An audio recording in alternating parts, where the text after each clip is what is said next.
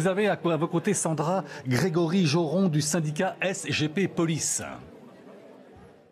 Oui, effectivement, un représentant donc des gradés et gardiens. Vous êtes venu ici en hommage à Éric Masson. C'est un nouvel hommage, mais c'était important de marquer la cohésion de toute la profession.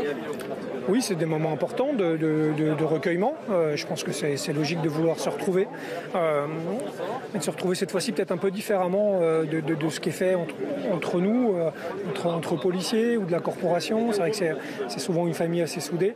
Là, comme vous avez pu le marquer, il y avait énormément de citoyens qui sont venus apporter leur soutien. Et je pense que c'est important pour nous parce qu'on sort d'une période compliquée de remise en cause de la police et de son action en permanence. Éric est décédé justement en faisant son travail de la manière la plus simple possible et il est décédé brutalement sur une mission et sur un contrôle qu'il a dû faire 2000 fois dans sa carrière et je trouve que c'est quand même important d'avoir eu autant de monde aujourd'hui pour lui rendre cet hommage-là.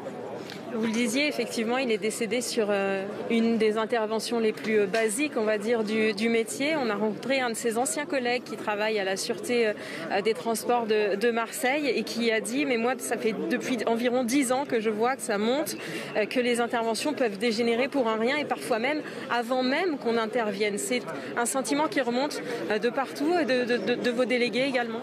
Oui, alors il y a le grand débat que je laisserai aux sociologues et autres spécialistes qui se battent sur les chiffres du niveau de délinquance, etc., etc. Moi, il y a un indicateur super simple qui me semble être assez parlant, c'est le nombre de collègues blessés et de fonctionnaires blessés en service. Ils ne vont pas se blesser en faisant un footing et en se foulant la cheville. Quand ils se font blesser, c'est souvent qu'ils font l'objet d'une agression. Vous avez qu'à regarder justement les chiffres de ces dernières années, et vous verrez qu'ils sont en constante augmentation. Ça prouve bien que le métier est de plus en plus difficile, on a de plus en plus de confrontations et maintenant on a même une confrontation. En effet, avant même qu'on intervienne, on est agressé. Donc oui, c'est une réalité, c'est pas juste un sentiment.